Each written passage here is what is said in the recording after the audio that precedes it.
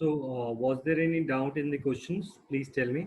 Good afternoon, Harshit. Yes sir. कौन से में डाउट था बोलो। सर डायग्राम था एक रदरफोर्ड का, हम्म। समझ में नहीं आया था वो जो रदरफोर्ड समझ की, में नहीं। मतलब ये ना कि रदरफोर्ड के मॉडल में प्रॉब्लम क्या थी, ये एंड वाला ना। नहीं नहीं, जो डायग्राम था उसका, एक सेकेंड। रिंग शेप रदरफोर्ड का। रदरफोर्ड का डायग्राम, जो एक्सपेरिमेंट का डायग्राम था। Yes sir. एक सेकेंड।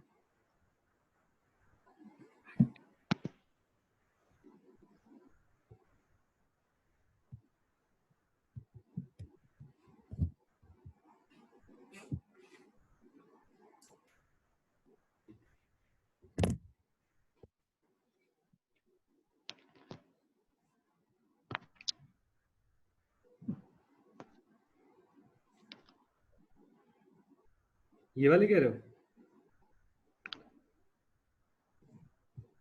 ऊपर वाला ये। हाँ, इसमें क्या कि ये समझाओ, ये वाला कह रहे हो तुम? ये अल्फा रेज यस का सर। सोर्स है। अल्फा रेज इससे बाहर निकलती हैं, और अल्फा रेज को हम एक लेड प्लेट से निकालते हैं, सो दैट अगर कहीं और अल्फा रेज आ रही हो तो वो ब्लॉक हो जाए, क्योंकि हमें एक पॉइंट से ही निकालनी है, सो दैट एक स्ट्रेट लाइन बने अल्फा रेज की। अब ये जो एक स्ट्रेट लाइन जा रही है, इसमें से मैक्सिमम अल्फा रेज तो स्ट्रेट ही चले गए, कुछ जो है सिर्फ स्मॉल एंगल से डिफ्लेक्ट हो गए, और सिर्फ 1 in 20,000 जो है वापस चला गया। सर इसमें दिखाया नहीं हुआ जो सामने जा रहे हैं। हाँ, सामने वाले ये दिखा रखे हैं ना, ये जो ऑरेंज, मैक्सिमम तो सीधा ही चले गए। ये जो लाइन दिखा यस रखी है, सर। ये मैक्सिमम को दिखा रहा है, मैक्सिमम सारे वहीं चले गए।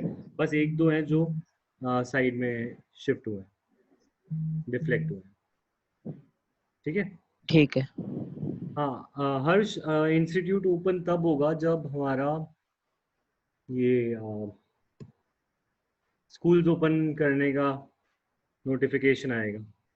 उससे पहले तो इंस्टीट्यूट और वो तो नहीं होगा। बोलो। ठीक है। और क्वेश्चन में डाउट था? इन क्वेश्चन में एग्जांपल्स में जो दिए इजी थे वैसे तो। कोई भी बताओ इसमें से कोई डाउट 2.1 2.2 में से।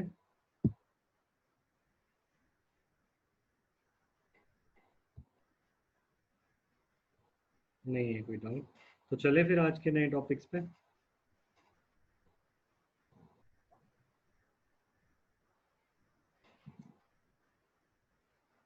ठीक है।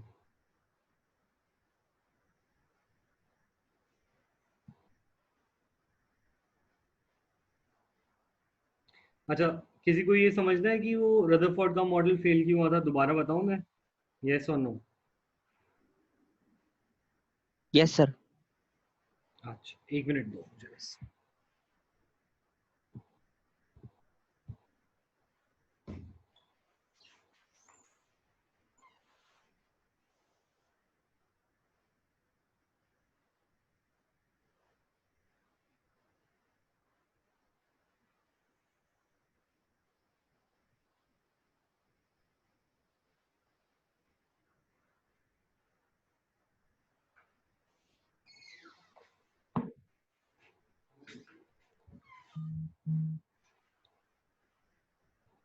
अच्छा, इस चैप्टर के नोट्स भेजना मैं वैसे ही भूल गया, तो तुम मुझे मैसेज कर देना, मैं भेज दूंगा। ठीक है। अच्छा देखो, लास्ट क्लास में हमने पढ़ा था कि मैक्सवेल की एक थ्योरी थी, और मैक्सवेल थ्योरी में उसने बोला, if any charge particle is accelerated, कोई चार्ज पार्टिकल अगर एक्सेलरेट होता है तो इट विल रिलीज रेडिएशन। ठीक है। तो इस वजह से ये रेडिएशन को हम बोलते हैं electromagnetic radiation. It will release electromagnetic radiation. अगर कोई भी चीज उसे रिलीज करनी है तो उसके लिए उसे अपनी एनर्जी भी देनी पड़ेगी, है ना। सो इस हिसाब से ये वही रिकैप ही करा रहा हूँ सिद्धार्थ, इलेक्ट्रोमैग्नेटिक थ्योरी ही है, समझो इसे। मैक्सवेल थ्योरी के हिसाब से कोई भी चार्ज पार्टिकल अगर एक्सेलरेट होता है तो उससे एनर्जी रिलीज होगी, इलेक्ट्रोमैग्नेटिक रेडिएशन रिलीज होगी। और इलेक्ट्रोमैग्नेटिक रेडिएशन अगर रिलीज होगी तो हम ये मान सकते हैं कि एनर्जी रिलीज होगी। तो अब क्योंकि हमने बोला था रदरफोर्ड के मॉडल में कि न्यूक्लियस सेंटर में है और इलेक्ट्रॉन उसके आसपास घूमता है, राइट? तो इलेक्ट्रॉन जो है न्यूक्लियस के आसपास रिवॉल्व करता है in circular orbits, and circular motion is an accelerated motion. तो जब वो ऐसे रोटेट करेगा एक्सेलरेटेड मोशन में, it will give of electromagnetic radiation Maxwell के रूल के हिसाब से, तो एनर्जी विल बी रिलीज्ड। तो पॉइंट इज कि अगर कोई इलेक्ट्रॉन न्यूक्लियस के आगे घूम रहा है तो इस प्रोसेस में वो इलेक्ट्रॉन अपनी एनर्जी को लूज करेगा, और अगर वो लूज करेगा तो धीरे धीरे it will lose in its energy and it will fall into the nucleus. ठीक है, न्यूक्लियस में वो गिर जाएगा। And calculations show that it will take only 10 raised to the -8 seconds for an electron to fall into the nucleus। तो nucleus में गिरने के लिए अगर ये रदरफोर्ड का मॉडल सही होता तो 10 raised to the -8 seconds के अंदर ही इलेक्ट्रॉन गिरकर न्यूक्लियस में पहुंच जाता। ठीक है, बताओ ये वाली बात सबको क्लियर है, यस और नो?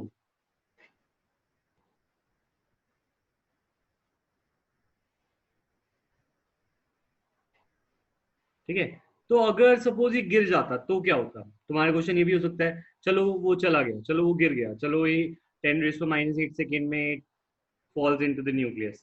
तो अगर न्यूक्लियस में वो गिर गया तो न्यूक्लियस ऐसा हो जाएगा और उसके आसपास इलेक्ट्रॉन उसी के अंदर गिर जाएंगे, तो electrons will be like this. तो this will become a miniature version of Thomson model. It will become a miniature version of Thomson model only. तो रदरफोर्ड का जो मॉडल है अगर हम उसे मान लें तो वो 10⁻⁻8 सेकेंड में ही it will become like a Thomson model. क्यों? थॉमसन ने भी बोला था पॉजिटिवली चार्ज स्फीयर में इलेक्ट्रॉन्स एम्बेडेड है, तो that is why this this model failed. Rutherford का मॉडल फेल हो गया क्योंकि थॉमसन का मॉडल गलत था ऑब्वियसली, और रदरफोर्ड के मॉडल के एंड में भी हमारा यही हो रहा है कि वो एक मिनिएचर वर्जन बन रहा है थॉमसन मॉडल का। तो दैट इज व्हाई रदरफोर्ड का मॉडल भी फेल है। बिकॉज अगर कोई तुमसे पूछे क्यों, because it does not explain the stability of atom। It doesn't explain stability कि एटम स्टेबल कैसे है। सिद्धार्थ, एक इलेक्ट्रॉन एक चार्ज पार्टिकल है सिद्धार्थ। सिद्धार्थ, वो जब चार्ज पार्टिकल घूमता है, एक्सेलरेट होता है, तो वो एनर्जी लूज करता है। ये बात समझ में आई?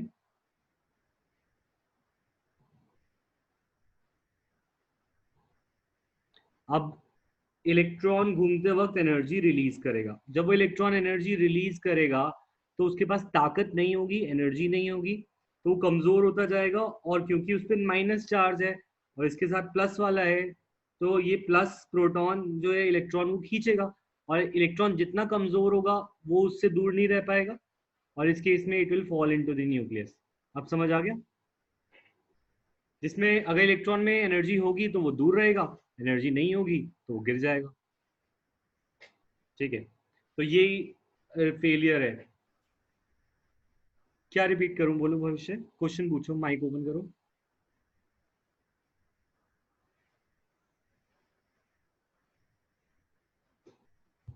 ठीक है,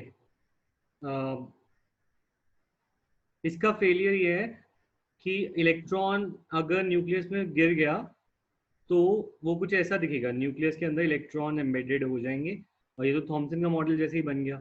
but we know Thomson model is wrong, that is why Rutherford model is also wrong because it is not explaining the stability. Okay, अच्छा, और अगर डाउट आएगा तो एंड में रुक जाना, मैं समझा दूंगा और डाउट। ठीक है, तो अब हम रदरफोर्ड के ड्रॉबैक पे आ गए। ठीक है, तो रदरफोर्ड के ड्रॉबैक में एक लाइन और लिखी है एनसीईआरटी में, that it is saying that Rutherford model says nothing about the electronic structure of atom, that is how the electrons are distributed around the nucleus। तो एक और ड्रॉबैक है, this is the second drawback. First drawback was कि ये miniature version of Thomson model बन जाएगा। ठीक है, ये दो ड्रॉबैक्स हैं रदरफोर्ड के मॉडल के। ठीक है, रदरफोर्ड के मॉडल का सेकंड ड्रॉबैक ये कह रहा है कि हमें इससे कोई इन्फॉर्मेशन नहीं मिल रही कि रदरफोर्ड के मॉडल में इलेक्ट्रॉन्स कैसे कहाँ पे प्रेजेंट है। ये तो पता है कि इलेक्ट्रॉन्स बाहर है, पर कितने फर्स्ट शेल में है, कितने सेकंड शेल में है, उनके डिस्ट्रीब्यूशन के बारे में नहीं पता। तुम्हें याद है बोहर मॉडल तो तुमने पढ़ा ही हुआ है, 2 8 8। तो जो बोहर का मॉडल है वो अरेंजमेंट बता रहा है ना कि फर्स्ट शेल में 2, सेकेंड शेल में 8, थर्ड शेल में 8। तो बट रदरफोर्ड का मॉडल ये कुछ भी नहीं बताता था। तो this is also a drawback of Rutherford model. ठीक है, अब बताओ, अब रदरफोर्ड का मॉडल गलत है तो हमें किसी सही मॉडल की तरफ जाना है। देखो, जो भी तुमने ये चैप्टर लास्ट पढ़ा था, आई गेस नाइन्थ में पढ़ा था। तो नाइन्थ में जब ये चैप्टर पढ़ा था तब हमने थॉमसन मॉडल के बाद पढ़ा रदरफोर्ड का मॉडल, थॉमसन के बाद रदरफोर्ड और रदरफोर्ड के बाद बोहर, राइट। पर 11th में there is something we need to know before doing the Bohr's model, and this topic is very important। और यहाँ से मेनली हमारा चैप्टर शुरू होता है। और ये चैप्टर, ये हेडिंग की को तुम नोट कर लेना, this is developments leading to Bohr model. मतलब रदरफोर्ड के मॉडल के बाद, रदरफोर्ड के मॉडल के बाद और बोहर के मॉडल से पहले साइंस में ऐसा क्या हुआ, साइंस में उस टाइम बहुत सारी डिस्कवरीज हो रही थी, ऐसा क्या हुआ जो रदरफोर्ड के मॉडल के बाद हमने बोहर का मॉडल बनाया, ऐसी क्या डेवलपमेंट्स थी that led to the Bohr's model. ये हेडिंग समझ आ गई, यस और नो? ठीक है, कि अब हम एक एक करके देखेंगे what are the developments that lead to the Bohr model. ठीक है, अब सबसे इंपॉर्टेंट दो डेवलपमेंट्स थी, दो ऑब्जर्वेशंस थी जो साइंस में हुई after Rutherford model and before Thomson model, before Bohr's model, and these were first that there is dual behavior of electromagnetic radiation। पहला एक ये हम पढ़ने वाले dual character of electromagnetic radiation. और second is the experimental results of atomic spectra। what is atomic spectra? तो अब हमें दो टॉपिक्स पे ध्यान देना है, एक तो dual behaviour of electromagnetic radiation और दूसरा एटॉमिक स्पेक्ट्रा। ठीक है, धीरे धीरे हम इसके बारे में और जानेंगे। ठीक है, अच्छा हाँ, इसके मेरे पास नोट्स भी हैं, पीडीएफ नोट्स भी हैं। ये तो मैं एनसीईआरटी से इसलिए पढ़ा रहा हूँ सो दैट तुम एनसीईआरटी में मार्क कर सको, क्योंकि तुम्हारे पास पीडीएफ नोट्स तो है नहीं, प्रिंटेड नोट्स तो है नहीं। तो I think it is better to teach from NCERT. तुम मुझे बताओ, तुम्हें क्या सही लगता है, एनसीईआरटी या नोट्स? राइट इन चैट।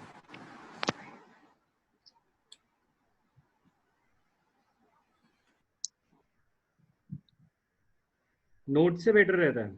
अच्छा,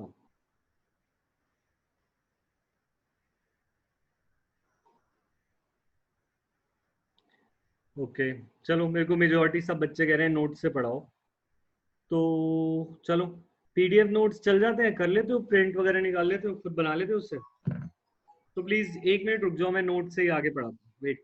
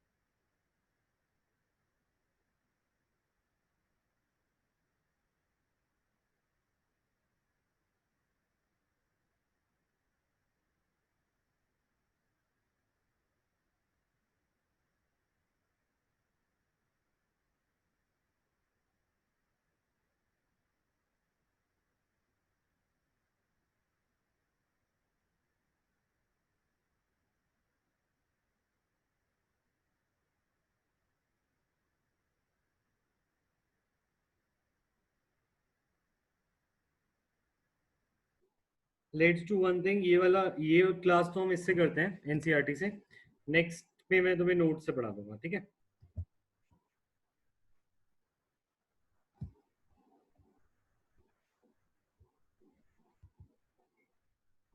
मैं नोट सेंड भी कर दूंगा एक बार पीडीएफ।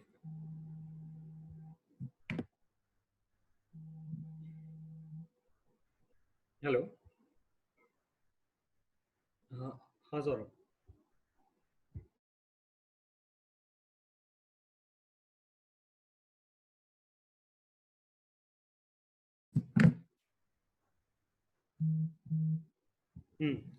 ठीक है। So what I was saying is electromagnetic ये फर्स्ट एक्सपेरिमेंट पे आते हैं, that is the electromagnetic radiation का behaviour.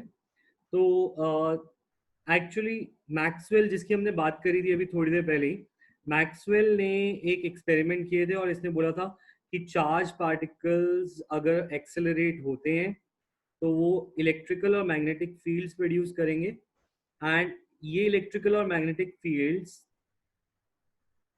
together form a wave known as electromagnetic radiation or electromagnetic wave.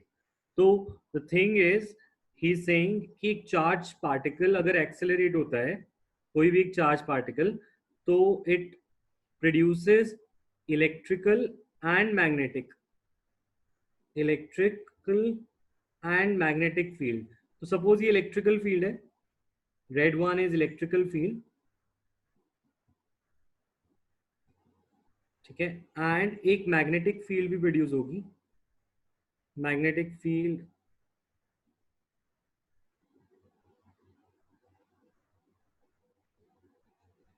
ठीक है, this is magnetic field, and they both are perpendicular to each other. Perpendicular to each other मतलब ये दोनों 90 degree पे होते हैं।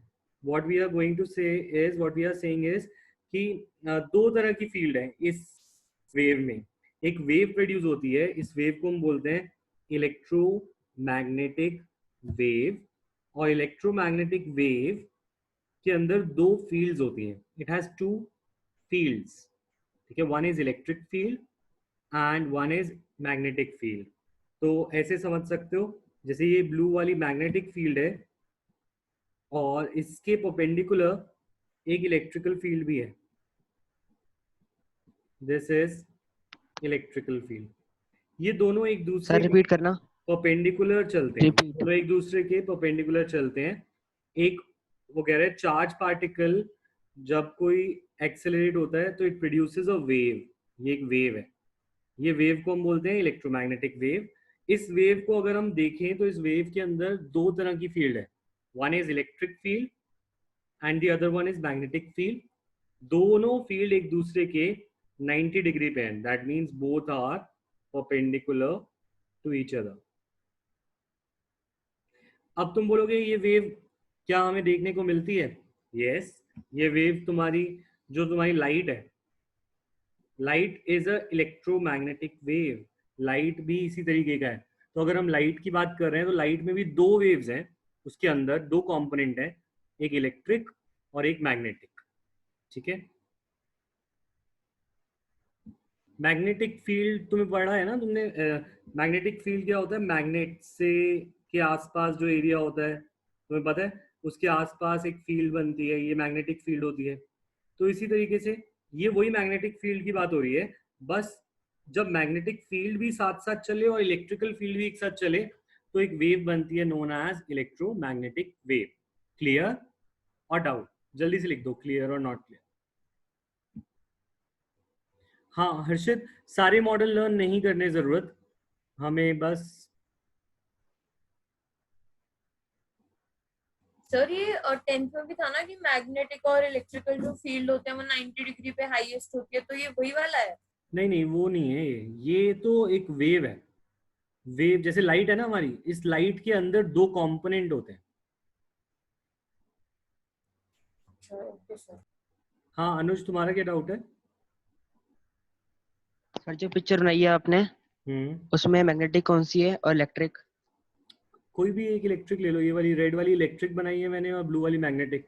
तुम कोई भी बना सकते हो, 90 90 कहाँ डिग्री पे का होगा? एंगल, बस एंगल 90 डिग्री होना चाहिए। 90 कहाँ पे?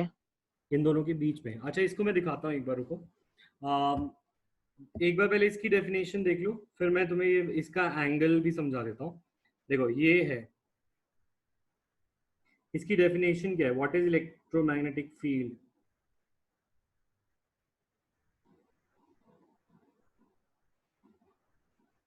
ठीक है, देखो ये तुम्हें इसमें दिख रहा है, एक इलेक्ट्रिक फील्ड जा रही है, एक मैग्नेटिक फील्ड जा रही है, और ये दोनों एक दूसरे के अलग प्लेन में है, अलग अलग डिग्री में है। तो ये 90 डिग्री के एंगल पे हैं दोनों आपस में। अब ये 2D में I can not show you, इसके लिए मुझे 3D ही डायग्राम दिखाना पड़ेगा। 3D में तुम्हें सबसे अच्छा इसका एग्जांपल है, take a book, take a notebook या बुक, ठीक है, और उस बुक को 90 डिग्री पे खोल दो।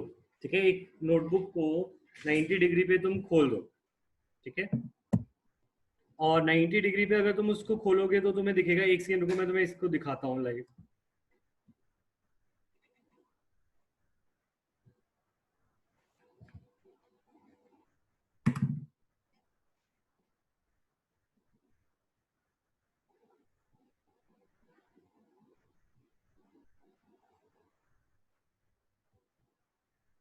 ओके देखो, ये हमारी एक नोटबुक है, राइट।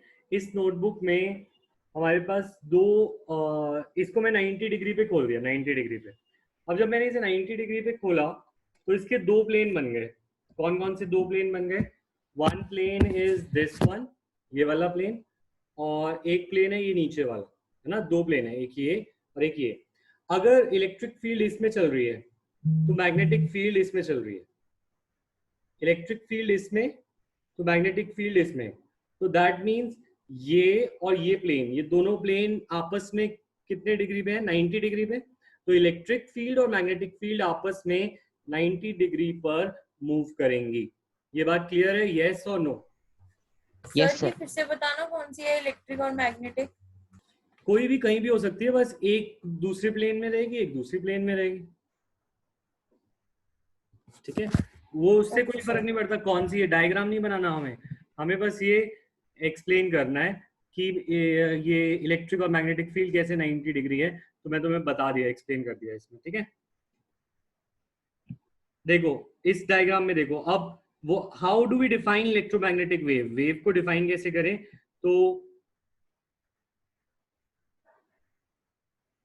तो इसकी डेफिनेशन तुम लिख लो, यहाँ पे एनसीईआरटी में क्लियर डेफिनेशन नहीं है हमारे पास। तो what you can do is you can write this definition, लिखो electromagnetic wave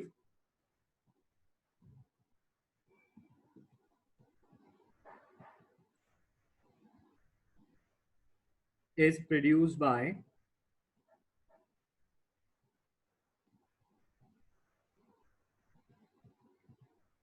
charged particle, ठीक है। ऑल्सो ये मैक्सवेल की थ्योरी के अकॉर्डिंग है, according to Maxwell theory, according to Maxwell theory electromagnetic wave is produced by our accelerating charge particle, ठीक है। अब इसके अंदर एक चीज ये लिखेंगे, electromagnetic wave has two components, that is electrical and magnetic field,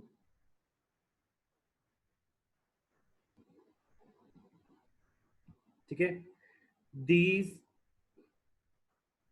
are perpendicular to each other,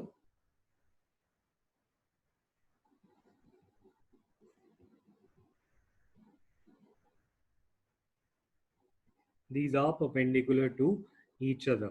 तो ये इलेक्ट्रोमैग्नेटिक वेव की एक सिंप्लीफाइड डेफिनेशन हो गई। अब बस सिंपल सी बात है, देखो तुम चीजों को कॉम्प्लेक्स मत करो, तुम अपनी आंखें बंद करो।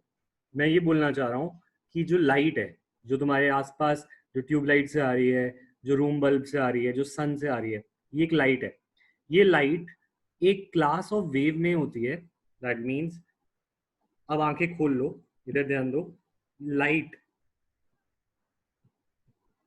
इज अ वेव, ठीक है। इट इज अ, ये एक ऐसी तरह की वेव है जिसको हम बोलते हैं इलेक्ट्रोमैग्नेटिक वेव। तो light is an example of electromagnetic wave. तुम बोलोगे अब और कौन से एग्जाम्पल्स हैं इलेक्ट्रोमैग्नेटिक वेव के, तो there are more electromagnetic waves. For example तुमने नाम सुना होगा माइक्रोवेव, इंफ्रारेड, अल्ट्रावायलेट, ठीक है, देन रेडियो वेव्स, ठीक है। ये सारी की सारी वेव्स जो होती हैं ये सारी इलेक्ट्रोमैग्नेटिक वेव कहलाती हैं। और इन वेव्स में, हाँ एक्सरेज भी, these waves all of them have two components, electric and magnetic components. इन दोनों में इलेक्ट्रिक कंपोनेंट और मैग्नेटिक कंपोनेंट है। अब मुझे बोलो क्लियर है, यस और नो? हाँ नितांश कुछ क्वेश्चन है?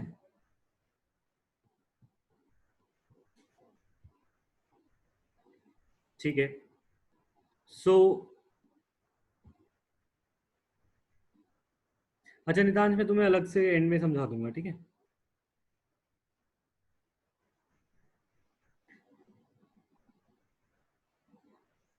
अच्छा नेक्स्ट, तो इलेक्ट्रोमैग्नेटिक वेव्स की कुछ प्रॉपर्टीज भी हैं। There are some properties of electromagnetic waves.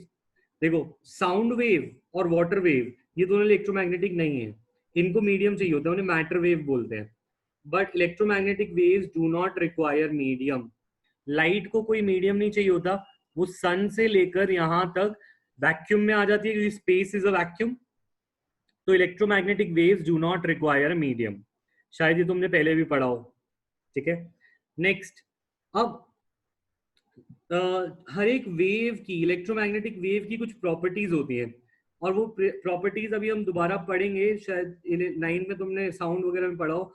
वैसे ही वेव्स में ये प्रॉपर्टीज होती हैं, लाइक वेवलेंथ, फ्रीक्वेंसी एटसेट्रा। तो जो वेवलेंथ, फ्रीक्वेंसी एटसेट्रा, ये सारी जो प्रॉपर्टीज हैं, इनके बेसिस पे हमने on the basis of these we have classified electromagnetic waves. हमने इलेक्ट्रोमैग्नेटिक वेव्स को क्लासिफाई कर रखा है, ठीक है।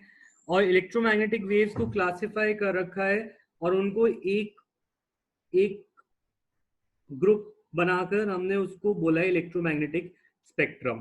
तो अभी मैं दिखाऊंगा इलेक्ट्रोमैग्नेटिक स्पेक्ट्रम क्या है, बस इसकी डेफिनेशन को अंडरलाइन कर लो। तो electromagnetic waves that differ in wavelength constitute what is called electromagnetic spectrum। कहना चाह रहे हैं कि अलग अलग वेवलेंथ और अलग अलग फ्रीक्वेंसी को जोड़कर हम एक इलेक्ट्रोमैग्नेटिक स्पेक्ट्रम बनाते हैं। लेट मी शो यू कैसा दिखता है।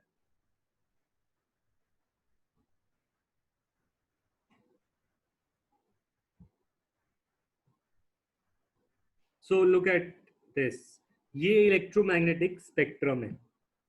यहाँ पे हमने फ्रीक्वेंसीज को अरेंज कर दिया और यहाँ पे हमने वेवलेंथ को अरेंज कर दिया।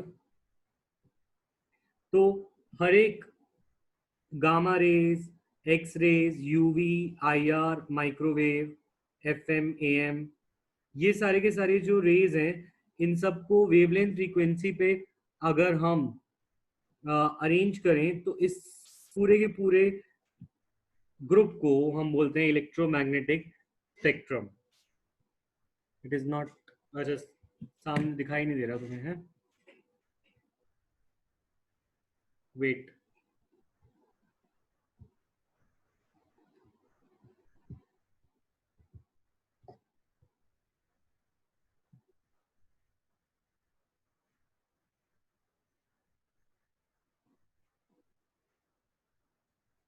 पता नहीं क्यों ये क्लियर नहीं आ रहा। तुमने एनसीईआरटी खोली रखी है अपनी? Yes sir. चलो एक काम करो, नेक्स्ट मीटिंग ज्वाइन करो, उसमें मैं इसको क्लियर उसमें दिखाता हूँ, ठीक है।